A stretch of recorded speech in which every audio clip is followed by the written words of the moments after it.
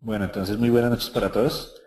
Mi nombre es André González, yo hago parte del equipo de UD Riesgos y el día de hoy pues, vamos a tocar un tema que es muy importante en el campo de riesgo de mercado, que es básicamente el concepto de volatilidad eh, y las distribuciones de probabilidad asociadas al tema de volatilidad y al tema de riesgo de mercado.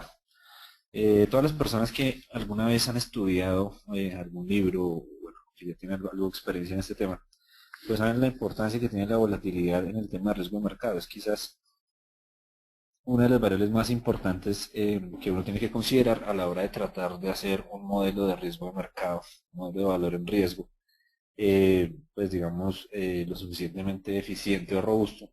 Cuando uno quiere desarrollar algo de ese estilo, pues uno habitualmente lo que tiene que hacer es desarrollar modelos de volatilidad que satisfagan o que cumplan un poco eh, con las características que tiene el precio o pues los activos que están analizando en su conjunto, las distribuciones de probabilidades asociadas o las distribuciones individuales si es que uno está haciendo un ejercicio de valor en riesgo solamente para un activo.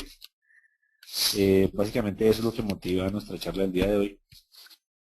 Bueno, arranquemos entonces con el concepto básico de volatilidad.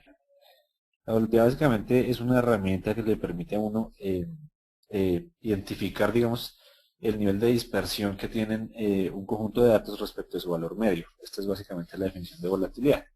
Para el caso de riesgo de mercado, como ya les comentaba, pues la volatilidad es uno de los factores más importantes para hacer modelos de valor en riesgo. Eh, pues digamos que este concepto cobra una gran importancia y desde este punto de vista de riesgo de mercado se entiende básicamente como el nivel de dispersión que tienen los rendimientos de un activo. ¿Cómo así que los rendimientos? Bueno, muy sencillo. En esta gráfica ustedes tienen el comportamiento del precio de la acción de Copetrol. Estos son velas diarias. Ya en otras sesiones hemos discutido algo de análisis técnico, entonces ustedes recordarán este tema de las velas japonesas. Tenemos el precio histórico desde el 26 de septiembre del 2012 hasta el 26 de septiembre del 2013. Tenemos un año de historia. Y bueno, ¿cómo se calcula ese tema de los rendimientos? Muy sencillo, pues si yo tengo la serie de precios histórica, lo único que yo necesito es calcular las variaciones diarias que tiene ese precio en términos porcentuales. Eso lo puedo hacer básicamente tomando el precio de hoy menos el de ayer y lo divido entre el precio de ayer. Esa es una forma de hacerlo. Son los rendimientos en tasas de crecimiento, o lo puedo hacer utilizando logaritmos naturales. Digamos, en otro momento hablaremos de cuál de las dos tiene, digamos, qué es la diferencia y cuáles ventajas tiene un método y el otro, pero finalmente ambos son metodologías para calcular los rendimientos, que es lo que me importa finalmente del activo. Es decir, cuánto puede variar el precio de un activo de un día para otro, en el caso que hagamos el análisis diario. Entonces, en cuanto al tema de volatilidad, es importante identificar dos cosas. Vamos a revisar primero este periodo que ustedes ven acá en la acción de Ecopetrol. Vamos a básicamente a mirar dos periodos. Uno es este primer periodo donde uno ve, digamos, unos movimientos bruscos de la acción, y luego vamos a revisar brevemente este periodo de mayor tranquilidad en el que ha estado la acción aproximadamente en los últimos 2 meses. Estos son datos a hoy. Bueno, si analizamos el primer periodo, pues básicamente qué es lo que tenemos que identificar primero para hacer un análisis solamente, eh, digamos, simple del tema de la volatilidad. Bueno, primero lo que tenemos que hacer es identificar el punto máximo del periodo de tiempo analizado. Este es el periodo, mira. Entonces, básicamente, ¿qué hacemos? Tomamos los puntos superiores pues, del comportamiento de esas velas japonesas durante el periodo de tiempo. De la misma forma, pues miramos el mínimo de ese periodo, y esto básicamente lo que nos va a decir a nosotros es el tamaño o el rango dentro del cual los precios del activo se movieron en un determinado tiempo. Esto ya de entrada nos da un indicio del tamaño de la volatilidad del activo durante ese periodo. Y finalmente pues calculamos, aquí lo estamos haciendo de una forma muy simple, la media o el promedio que tuvo el precio del activo durante ese periodo. Básicamente, ¿qué es la volatilidad? Pues lo que ustedes están viendo en esta gráfica es simplemente esa distancia que ustedes pueden ver entre el precio real que tuvo el activo en un momento del tiempo, como lo señalamos acá, frente a su valor promedio. ¿Cuánto es esa diferencia? Básicamente eso es lo que trata de medir la volatilidad. Obviamente, en la medida en que esta distancia sea más grande, pues la volatilidad va a ser mayor. Y en la medida en que esta distancia sea menor, como en este caso, pues obviamente la volatilidad va a ser menor. Eso es básicamente lo que queremos revisar. Con el máximo, el mínimo y la media, pues uno se da por lo menos una idea visual del tamaño de la volatilidad. Eh, lo que uno puede ver acá es que se presentan movimientos grandes, movimientos bruscos, en el comportamiento del precio de la acción durante ese periodo de tiempo que comprende aproximadamente 4 meses. ¿Qué pasa entonces si yo trato de calcular esos rangos en un momento diferente, como el periodo que se vivió posterior a esos fuertes movimientos de la acción?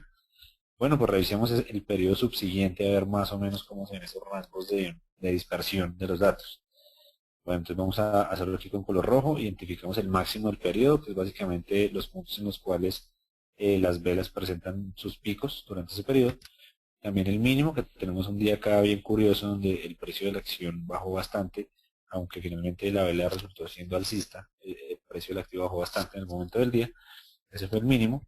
Y finalmente pues calculamos el promedio de ese rango de tiempo.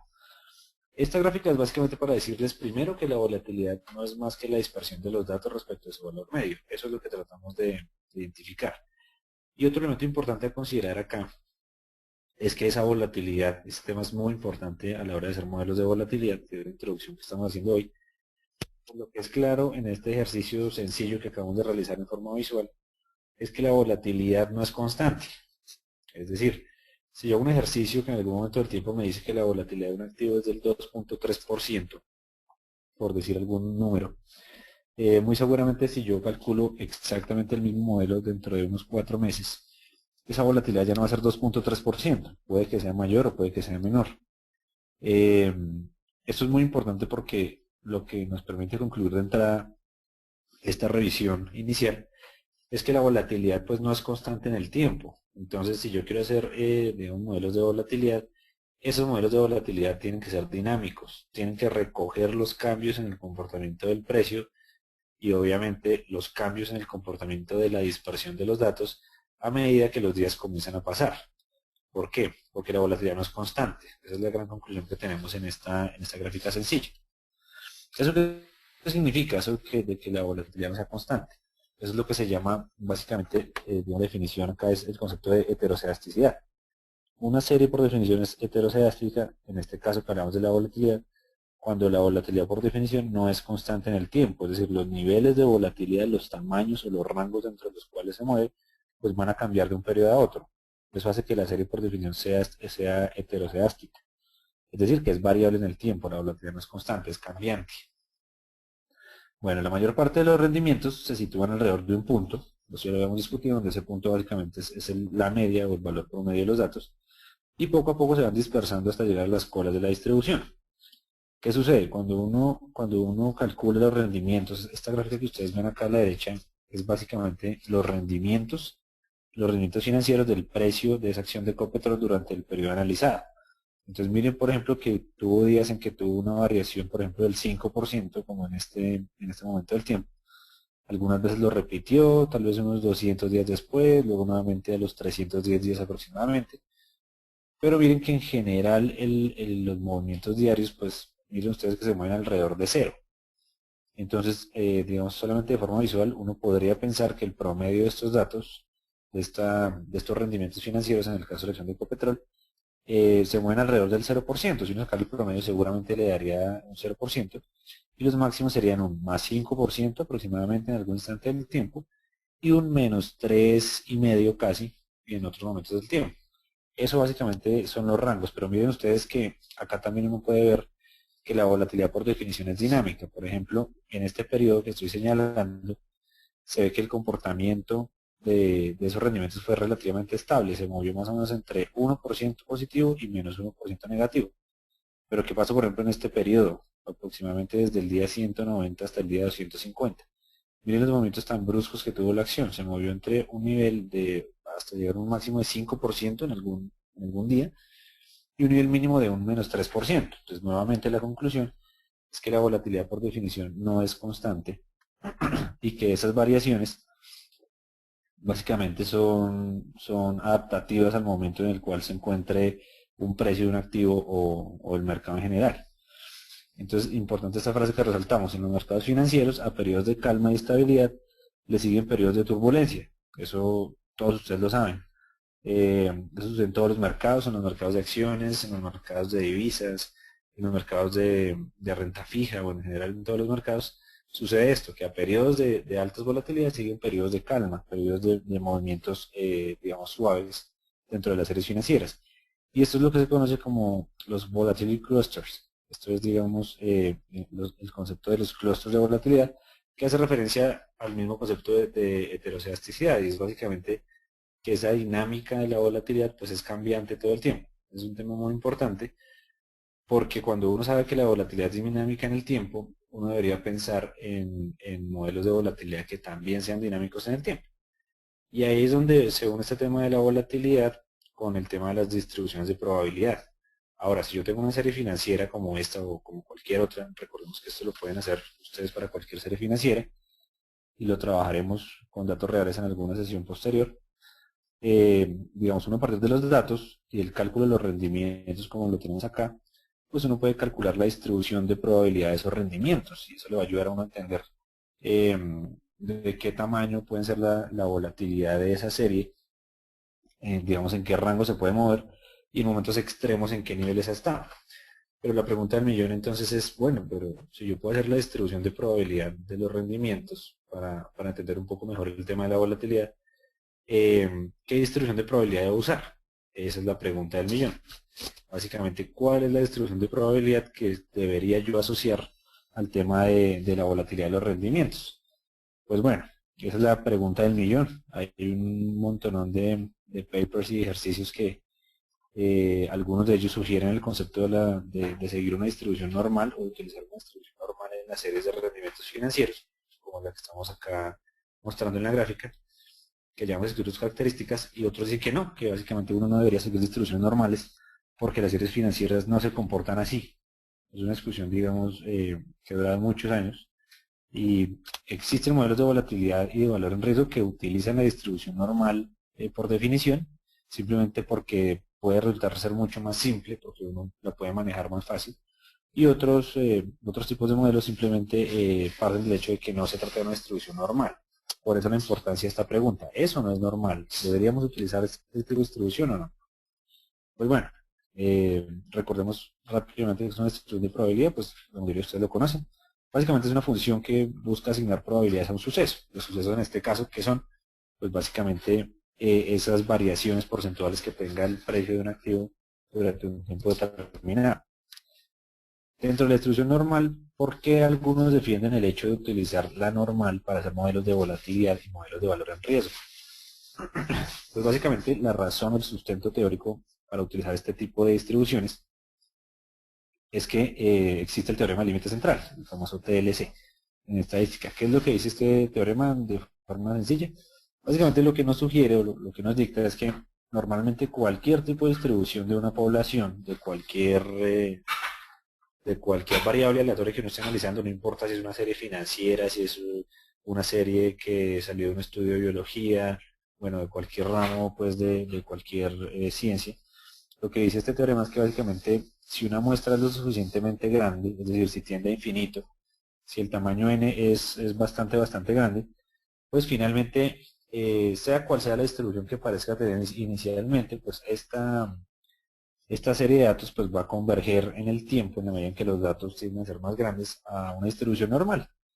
Entonces uno dice, bueno, pues digamos, si yo tengo una serie de datos lo suficientemente grande, y esta por definición, cuando n tiende a infinito, tiende a una distribución normal, pues yo puedo suponer entonces que en las series financieras pasa lo mismo, y que si yo tuviera una cantidad de datos lo suficientemente grande para dibujar la distribución de probabilidad, pues esta tendería a ser una distribución normal cuando n tiende a infinito. Por lo tanto, yo puedo suponer que la distribución normal es la distribución adecuada para analizar la volatilidad en términos dinámicos y para hacer modelos de VAR. Eso es lo que se supone muchas veces. Por eso esta frase de que en finanzas presenta múltiples aplicaciones en términos de riesgo, porque muchos modelos suponen eso, que la distribución es normal, por lo tanto yo supongo normalidad en los rendimientos y hago el ejercicio partiendo de ese hecho. Características de la distribución normal, pues bueno, esto lo puedo pasar muy rápido porque ustedes ya lo conocen. El primero es que tiene una moda, una media y una mediana que coinciden exactamente en el mismo punto. Ustedes saben que la curva por definición normal es asintótica al eje de las abscisas, es decir, al eje X. Nunca lo va a tocar, pero siempre se va a acercar a él. ¿Por qué? Pues básicamente porque lo que supone en el fondo la distribución normal es que cualquier suceso puede llegar a ocurrir en algún instante del tiempo. Por lo tanto, las colas de la distribución no pueden tocar, digamos, el eje de las abscisas en la medida en que algo siempre puede suceder, algo extremo, algo atípico, aunque su probabilidad de ocurrencia sea pequeña. Por eso es que no toca el eje de las abscisas. Es simétrica, es decir, si yo dividiera la distribución en dos, pues la cara del lado izquierdo es exactamente igual en su forma y tamaño a la de la cara del lado derecho, es decir, son como un espejo. La sumatoria de las probabilidades que están dentro de la distribución pues dan 1, obviamente. Y esto es muy importante, la desviación típica, es decir, el concepto per se de volatilidad, nos dice que este valor de la desviación típica pues permite definir la concentración de los datos a diferentes niveles de desviaciones. Eso es muy importante porque cuando uno piensa en la normal en función de la desviación estándar, que es lo que vemos acá, pues pasa algo bien curioso y bien importante en términos de riesgo de mercado. Por definición, digamos que la distribución normal debe tener un comportamiento mesocúrtico, así se llama, que es esta grafiquita de color verde que estamos viendo, donde tiene un nivel de desviación estándar definido y también obviamente una medida definida que hacen que se comporte exactamente de esta forma, como lo están viendo ustedes en la gráfica verde. Pero ¿qué sucede, por ejemplo, cuando el valor de la desviación estándar es superior, por ejemplo, al valor que tiene en una distribución de tipo mesocúrtica? Básicamente lo que sucede es que si la desviación estándar es más alta, básicamente lo que pasa es que se van a dispersar los datos en torno a la media y la curva será más plana, ¿cierto? ¿Y por qué va a ser más plana? Pues básicamente en la medida en que la desviación es más grande, las colas de la distribución van a ser más gordas, porque van a haber más datos que se empiecen a situar en esos digamos, niveles extremos de la distribución. Por lo tanto, las colas de la distribución van a ser más gordas y probablemente ese pico de la distribución va a estar más abajo, porque menos datos se concentran alrededor de la media. Esa que estamos discutiendo de una desviación estándar alta es lo que se conoce como una distribución platicúrtica, que no es igual a la normal. La normal, por definición, es mesocúrtica. Esta gráfica es súper importante para la conclusión del día de hoy que la vamos a ver a continuación. ¿Qué pasa entonces, por ejemplo, si el valor de la desviación típica es muy pequeño? ¿Eso qué significa? Pues que si la desviación típica es muy pequeña, todos los datos, o bueno, gran parte de los datos, van a tender a comportarse van a tender a estar muy cerca de la media. Es decir, la dispersión va a ser pequeña. Y si la dispersión es pequeña, pues obviamente el apuntalamiento o el pico de la distribución, pues obviamente va a estar mucho más arriba, porque la mayoría de los datos van a estar concentrados cerca de la media, como sucede en esta distribución de color azul que tenemos en la gráfica. Esta por definición es una distribución leptocúrtica. ¿Qué pasa en las leptocúrticas?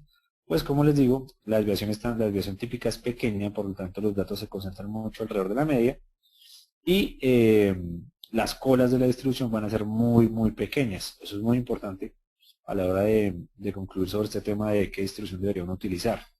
No es lo mismo si yo utilizo una distribución leptocúrtica porque las colas son más pequeñas, por lo tanto los datos atípicos tienen menos probabilidad, a que si yo uso una mesocúrtica donde el apuntalamiento es más bajo, que esta es idéntica a una normal, la mesocúrtica. Pero miren que las colas son más gordas. Y obviamente es muy diferente si yo uso una platicúrtica, porque miren que las colas son mucho más gordas que en los dos casos anteriores. Entonces esto incide mucho en los resultados finales que yo tenga en un ejercicio de riesgo de mercado. Por definición, como les digo en la normal, la curva debe ser mesocúrtica, que eso implica un nivel de curtosis, o también llamado apuntalamiento, equivalente a 3, y un nivel de asimetría o sesgo de la distribución equivalente a 0. Pero entonces la pregunta es, bueno, pero ¿por qué todo este tema de si yo uso una distribución mesocúrtica o platicúrtica o leptocúrtica, qué pasa? Si yo estoy modelando el valor en riesgo de cualquier activo financiero, a mí, ¿por qué me tiene que importar si la distribución primero es normal? Y segundo, ¿por qué me tiene que importar si la distribución es leptocúrtica, mesocúrtica o platicúrtica? Porque eso es importante. Pues muy sencillo, porque el hecho de que la distribución, por ejemplo, la real, la de los datos, se comporte de forma mesocúrtica, y yo simplemente por no haber notado ese tema, utilicé la distribución normal que asume una distribución mesocúrtica, pues lo que va a pasar es que mis modelos de valor en riesgo van a estar mal hechos, van a estar mal construidos. ¿Por qué? Muy sencillo. Aquí está el comentario. Si se supone una distribución mesocúrtica para análisis de riesgos, pero por ejemplo, esa distribución resulta ser leptocúrtica o platicúrtica, es decir, estar en alguno de los otros dos escenarios, lo que va a pasar básicamente es que se estaría o subestimando el nivel de riesgo de mercado y el nivel de volatilidad obviamente que estoy utilizando, o se podría estar sobreestimando ese nivel de volatilidad y de riesgo de mercado. Por lo tanto, uno podría estar o sobreestimando las pérdidas máximas que se podrían tener en un activo en términos de probabilidad, o subestimando también esas pérdidas, es decir, estaría uno, digamos, exagerando o sobredimensionando el ejercicio, o estaría siendo demasiado laxo en el ejercicio del modelo de valor en riesgo. Eso es muy importante. Entonces, por ejemplo, supongamos que la distribución real de los datos es leptocúrtica, es decir, tiene un apuntalamiento muy grande, que es esta azulita, y las colas son bastante delgaditas. Supongamos que es ese caso. Si los datos reales son leptocúrticos, pero yo parto del hecho de que es una distribución normal, por lo tanto es mesocúrtica, pues ¿qué es lo que estaría pasando? En este caso, yo estaría cometiendo un error porque yo estaría sobreestimando el riesgo de mercado. Si yo supongo que esto sigue una distribución normal, y yo calculo el VAR, por ejemplo, que me da, no sé, acá, en este punto, no sé, que ahí sea el 95% de confianza, por decir alguna cosa. Supongamos que el VAR me da, no sé, menos 2.5%, porque yo supongo que los datos se distribuyen normalmente y la volatilidad se comporta de esta manera, una distribución normal.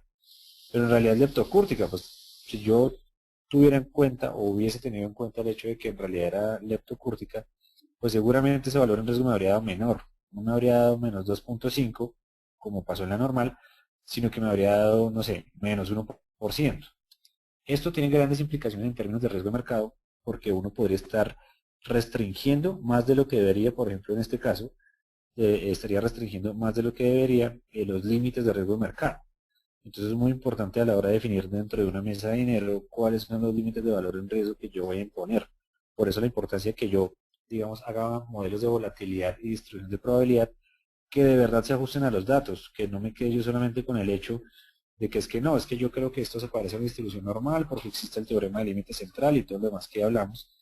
Uno en realidad lo que tiene que hacer, y ese es el mensaje de esta charla básicamente, uno debe dedicar un tiempo importante a identificar qué tipo de distribución de probabilidad siguen mis datos. Eso es muy importante, porque a la hora de hacer modelos de valor en riesgo, eso cambia absolutamente los datos.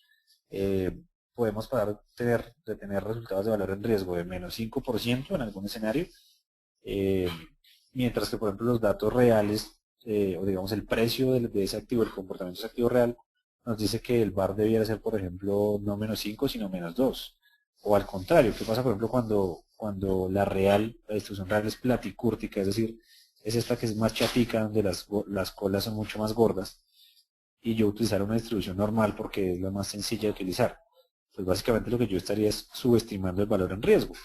Pues claro, porque lo que yo estaría diciendo es que en el caso de la normal, por ejemplo, yo tendría un nivel de riesgo del 2.5%, pero si usara la distribución real, la que debería ser, pues me da que el VAR es mucho mayor, no es menos 2,5, sino por ejemplo 6%.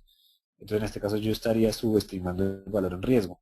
En ambos casos estaría cometiendo errores muy graves, porque el analista de riesgo de mercado, digamos, debe fijar o generar propuestas de límites de inversión en los portafolios sobre bases de valor en riesgo y bases de volatilidad. Pero si yo tengo errores en la distribución de probabilidad que estoy asumiendo, pues voy a tener errores en todo lo demás que yo haga de ahí en adelante. ¿Cierto? Voy a tener errores en el modelo de volatilidad que haga, por lo tanto el valor en riesgo que yo genere no va a ser muy cierto y no se va a acercar a la realidad de los datos. Por lo tanto, yo podría estar sobreestimando o subestimando el nivel de riesgo y por lo tanto estaría generando seguramente niveles, niveles de límites que no están acordes con la realidad de este tipo de activos financieros. Entonces, el mensaje que les quería dar el día de hoy es ese, no solamente es importante el hecho de generar modelos de valor en riesgo que tengan un nivel de confianza adecuado, en donde el factor del tiempo haya sido analizado correctamente, sino que también es muy importante qué modelos de volatilidad yo utilizo y sobre todo es muy importante definir qué tipo de distribución de probabilidad de esos rendimientos yo voy a utilizar. Ahí es donde el tema de los modelos paramétricos, el valor en riesgo y no paramétricos cobra mucha importancia. A raíz de esto, a raíz de que básicamente considerar una distribución de probabilidad errónea que no corresponde a los datos reales, básicamente lo que implica es que uno genere límites inadecuados y que, por ejemplo, esté restringiendo más de lo que debería al operador, al trader que está sentado en la mesa de dinero, o también que lo esté restringiendo menos de lo que debería. Es decir, le esté dando demasiado espacio para que tome posiciones más agresivas y por lo tanto los niveles de pérdida se incrementen y todo por un error en el tema del modelo. Ese era básicamente el mensaje. Entonces, pues nada, abrimos el espacio para preguntas sobre este tema. es importante comentarles que en sesiones próximas estaremos haciendo una aplicación de esta charla con datos reales. Vamos a escoger alguna acción o algún índice, eso ustedes me lo pueden sugerir a mí. Bueno, ya todos ustedes conocen que mi correo es agonzalez@vriesgos.com. Si tienen sugerencias sobre algún activo que les guste, alguna serie financiera, no sé, una divisa, un índice bursátil, lo que ustedes quieran, sobre el cual les gustaría hacer un ejercicio de distribución de probabilidad para ver más o menos qué distribución podría asumir, lo podemos mirar en las próximas sesiones. Entonces abrimos la ronda de preguntas para cualquier inquietud que ustedes tengan. Listo, André, gracias. ¿Alguien en la audiencia tiene alguna pregunta para André? Saben que la podemos hacer por pidiendo el micrófono o a través del chat.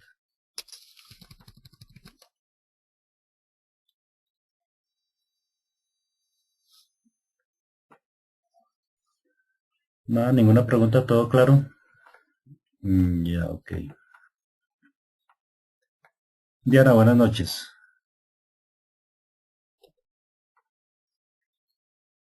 Cuéntanos, te paso el audio, el micrófono.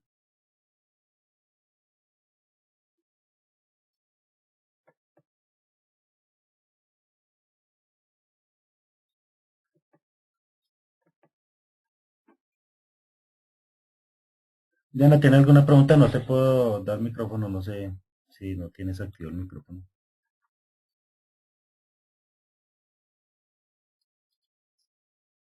Ok, no hay preguntas. Ok. ¿No hay preguntas entonces? No, me están escribiendo. Espera un momento. Ok, perfecto.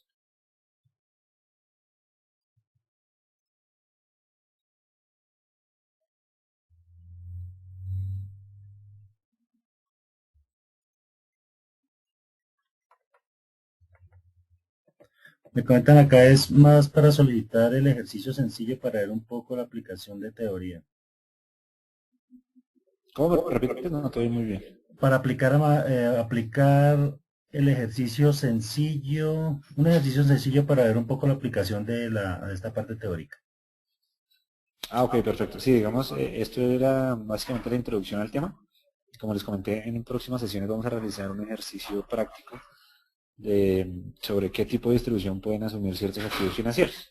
Vamos a ver qué nos dicen los hechos utilizados sobre estos temas y vamos a coger algún activo financiero cualquiera. Si alguien quiere sugerir algún activo que le interesa, pues lo puede decir en estos momentos y podemos tomar esa serie de datos. Y sobre eso pues hacemos el ejercicio práctico pues primero de identificar si la volatilidad es constante en el tiempo o no, es decir, si se trata de una serie heteroscedástica, en el caso de volatilidad. Y segundo, pues definir la distribución de probabilidad y hacer algunas aseveraciones sobre ese tema. Eso lo vamos a hacer en las próximas sesiones. Dicen acá que un test, por ejemplo, que sería súper. ¿Un qué? Un test. Ah, listo, Un test, perfecto, lo perdón. podemos hacer. Podemos utilizar algunos test pues para confrontar distribuciones de probabilidad. Podemos utilizar el test de Jarvis-Vera, por ejemplo, que se nos puede decir si una distribución es normal o no. O bueno, hay una infinidad de tests para diferentes distribuciones de probabilidad, si uno supone que es una H cuadrado, si es una distribución F, si una distribución, no sé, Poisson, Bernoulli, bueno, cualquiera. Entonces sí, hay muchos test estadísticos que se pueden utilizar y seguramente lo vamos a hacer. Listo, dice que cogió la idea, que esa es la idea. Muy bien. Gracias, Diana. Ok. Paul Javier de Perú, buenas noches. No sé si quieres que te dé la palabra, veo que levantaste la mano. Voy a tratar de ponerte acá el audio. Listo, Paul, te escuchamos. Hola, buenas noches, Hola, André. Paul, buenas Un gusto noches. saludarte. Por Javier Un desde gusto. Perú. Una consulta. Mire, yo trabajo en el sector de las microfinanzas, Sí, en señor. la selva peruana, microfinanzas rurales. Estaba atento a la disertación que has dado, muy buena, y Ujú. quería saber, en el campo de las microfinanzas, ¿cómo podríamos utilizar este tipo de, digamos, riesgo de mercados o de volatilidad? Pues digamos, en el caso, digamos, me gustaría que me contaras un poquito dentro de microfinanzas qué tipo de series de datos tú utilizas y yo te podría, digamos, orientar un poco sobre cómo te podría servir esto. Ok, mire, nosotros trabajamos básicamente captando ahorros de socios. Trabajo para una Ujú. cooperativa de ahorro y crédito. Sí, ok. Y todo lo que es intermediación financiera con dinero de los socios. Eso es Ujú. básicamente el negocio que se da, por decir. Ajá. Ok, bueno, digamos, en ese tipo de datos, uno lo que puede tomar es, bueno, primero lo que uno debe preguntar es si uno cuenta con una serie de datos lo suficientemente larga, pues para comenzar a hacer un ejercicio de volatilidad, ¿no? En el caso de las series financieras, que es lo que hablamos el día de hoy, pues es muy fácil porque los precios de las acciones o de un índice bursátil o cualquier activo de renta fija, pues es muy fácil de conseguir. Hay muchas páginas financieras donde uno consigue la serie de datos, o también en Bloomberg, pues digamos, uno puede digamos, tomar la serie de datos y sobre eso hacer el ejercicio. Estos modelos de volatilidad y distribución de probabilidad aplican para cualquier campo. Lo importante es, digamos que uno tenga claro en el fondo qué es lo que quiere conseguir con eso. Hay aplicaciones de este tipo de ejercicios en temas de biología, en temas de, bueno, matemática pura también hay, en temas de medicina, también hay muchos ejercicios en estos temas de distribución de probabilidad. Y digamos, uno en el fondo, independientemente del ramo en el que le quiera aplicar, lo que uno quisiera entender un poquito es cuál es la distribución de probabilidad asociada a esa serie de datos para tratar de entenderlo un poquito más, para tratar de entender, por ejemplo, en el caso que me cuentas de las microfinanzas, ese comportamiento de esos niveles de ahorro, pues en momentos extremos que ha sucedido, en momentos extremos qué tipo de comportamientos han presentado. Y uno podría comenzar a simular escenarios. Digamos, en ese campo particular que tú me cuentas, pues habría que ver qué tipo de series tú tienes para uno decir, bueno, pues uno podría plantear el ejercicio de cierta manera, según sea, no sé, según sea la serie con la que tú cuentas. Pero como les digo, digamos, esto tiene una aplicación para todos los ramos. Lo importante es, digamos, tener una serie de datos robusta, digamos, con la suficiente cantidad de datos en temas, como siempre en estadística, entre mayor número de datos usualmente es mejor, y pues definir un objetivo a la hora de tratar de generar la distribución y las aplicaciones de los modelos de volatilidad. De entrada yo podría pensar que una aplicación en este campo sería ver el comportamiento histórico que han tenido esos recursos digamos, esos ahorros que manejan las cooperativas. En qué momentos del tiempo han tenido, digamos, comportamientos demasiado bruscos y esos comportamientos bruscos a qué se han debido. Seguramente, digamos, esas captaciones que se realizan en esos recursos tendrán probablemente periodos muy estables en donde los ingresos, y en el caso de que hayan también egresos, pues digamos son bastante estables, pero también seguramente habrán periodos donde esos comportamientos cambian radicalmente y los ingresos de recursos son demasiado grandes o también los retiros pueden ser demasiado grandes. Esa sería una aplicación de modelos de volatilidad a temas de liquidez, por ejemplo. Es algo que se me ocurre en este momento. Pero como les digo, depende mucho de la serie. Es cuestión de mirar los datos y definir un objetivo. Y sobre eso uno la puede trabajar. Pero como les digo, esto tiene aplicaciones en cualquier campo. Muchas gracias, André. Bastante clara la Vale, con mucho respuesta. gusto. Ok.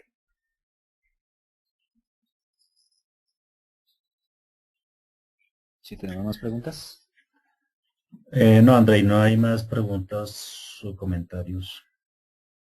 Ok, bueno, entonces, como les digo, mi correo es agonzalez@udriesgos.com. Si ustedes quieren sugerirme alguna serie financiera para el ejercicio práctico que vamos a hacer, bienvenida sea.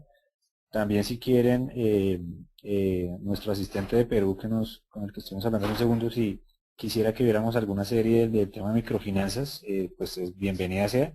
Si tienen la serie de datos, la podemos trabajar nosotros acá en un ejercicio, en un taller práctico sin ningún problema. Entonces, bienvenida sea. Si ustedes sugieren algún tema que se salga del campo del mercado financiero, pues bienvenido. Como les digo, esto tiene una aplicación generalizada. Entonces, pues todos ustedes tienen mi correo. Quedamos atentos a todas las dudas que tengan al respecto, las inquietudes. Y bueno, muchas gracias por acompañarnos. Los invitamos a visitar nuestra página www.udriesgos.com, y todas las inquietudes que tengan, pues vamos a estar en el Twitter escribiendo en @udriesgos. Y en mi correo pues también estaré pendiente de todas las dudas o comentarios o temas que ustedes nos quieran proponer de que se hablan. Muchas gracias por su compañía y que tengan buena noche.